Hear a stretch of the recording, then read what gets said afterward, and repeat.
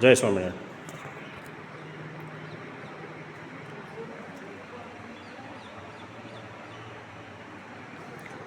આજે દર્શન કરવાનો લાવો મળ્યો છે. સ્વામિનારાયણ ભગવાન જ્યારે દાદા ખાચર તથા સંતો સાથે હાલનું પાડાસણ ગામ, જે પૂર્વે પાંડેશ્વર હતું,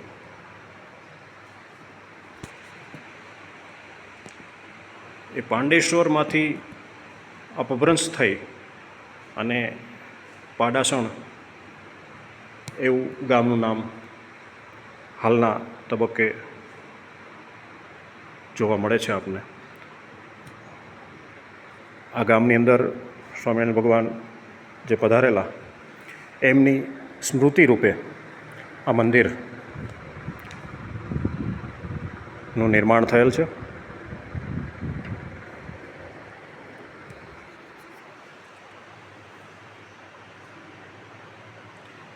ભગવાન નીલકંઠ વર્ણિક આ બધી પ્રાચીન જગ્યાઓ, ગોખ,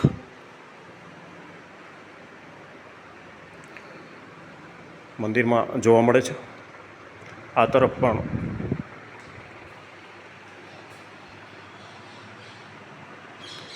એક ગોખ દૃશ્યમાન થાય છે. આ પાડાસણ ગામમાં હાલમાં નૂતન રામજી મંદિર રાજસ્થાની પથ્થર દ્વારા બાંધવામાં આવી રહ્યું છે, એટલે ઠાકોરજીને અહીંયા પધરાવેલ છે.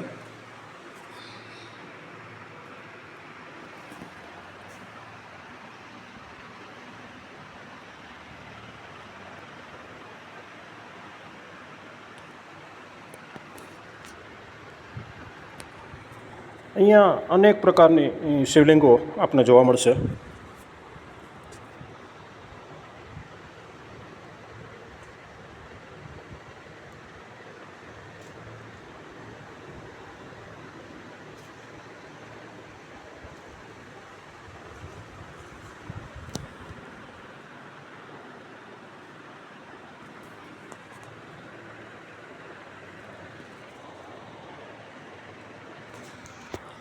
હવે આપને આ મંદિરનો બહારનો પરિસર બતાવું.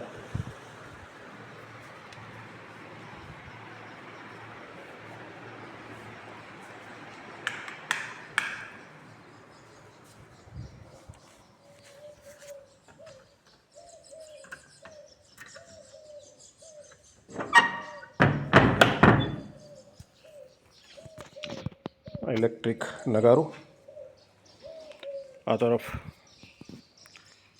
કેસર આંબાની કલમનો આંબો, મહાઆરતી માટેના દિવેલિયાઓ,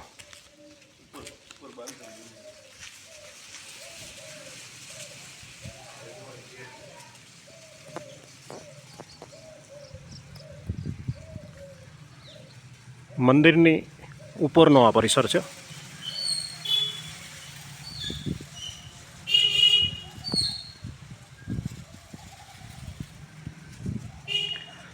આ પ્રાંગણમાં વિશાળ બિલ્વપત્રીઓ પણ આવેલી છે.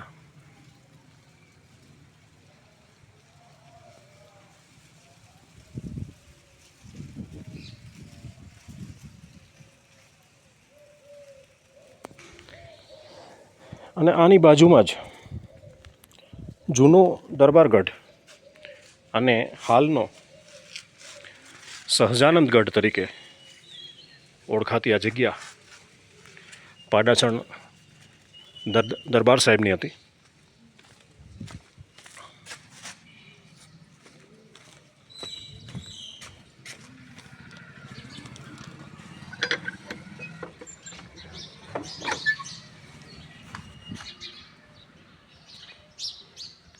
સહજાનંદગઢનો આ ઝરૂખો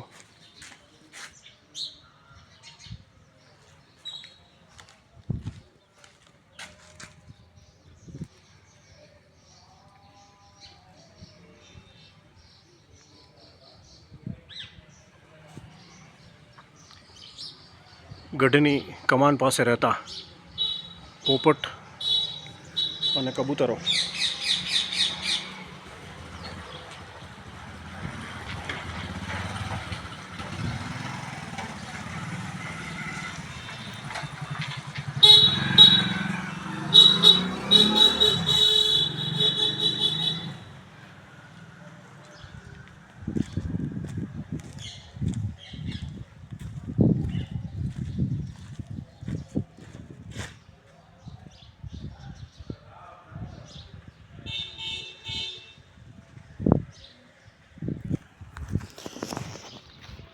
સ્વામિનારાયણ મંદિરના મુખ્ય દરવાજાની ઉપર લખેલું છે પાંડવપુર. શ્રી સ્વામિનારાયણ મંદિર પાંડવપુર. પાંડવપુર લખવા પાછળનું કારણ, અહીં ભૂતકાળમાં પાંડવો રોકાયા હતા. અહીં આ ગામમાં પાંડેશ્વર મહાદેવ પણ બિરાજમાન છે, જેની સ્થાપના પાંડવોએ કરેલી.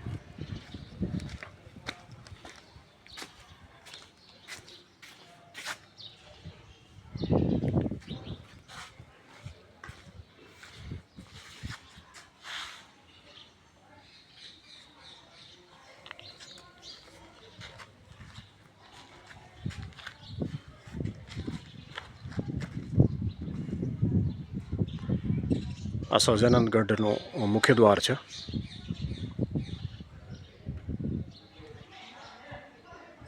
આ છે મારા પરમ મિત્ર જસુભાઈ રાઠોડ.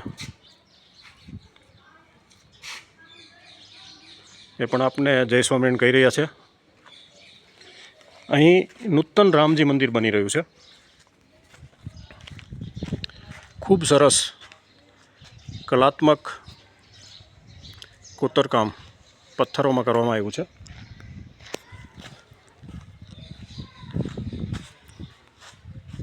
વિશાળ મંદિરનું નિર્માણ કામ અત્યારે ચાલુ જ છે.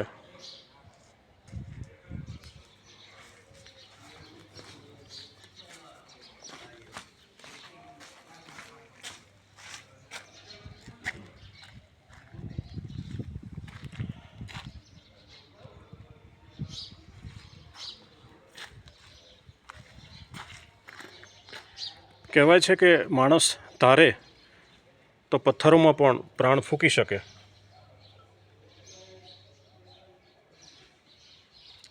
આ એમની નિશાની છે. કડક પથ્થરોમાં આ કામ કરવું ખૂબ મુશ્કેલ છે.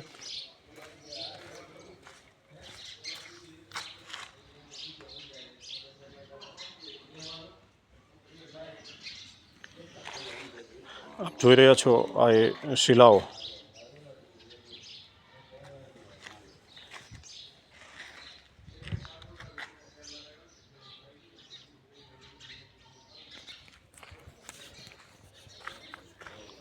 અત્રે ઓટા પર પણ એક પ્રાચીન શિવલિંગના દર્શન થાય છે.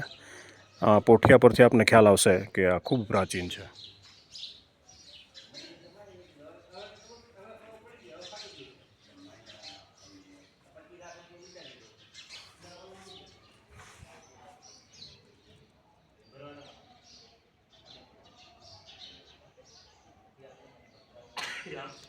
શિવ, રામ, કૃષ્ણ અને સહજાનંદ સ્વામી બધા એક સાથે ખૂબ નજીકમાં, લગભગ એક જ પરિસરમાં કહી શકાય.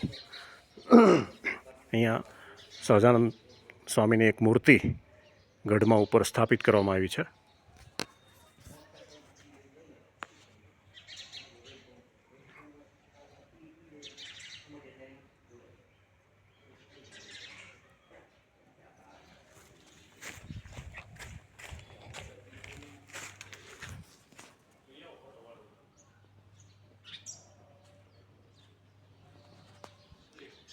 મહાદેવર, જય શ્રી કૃષ્ણ, રાધે રાધે, જય સ્વામિનારાયણ.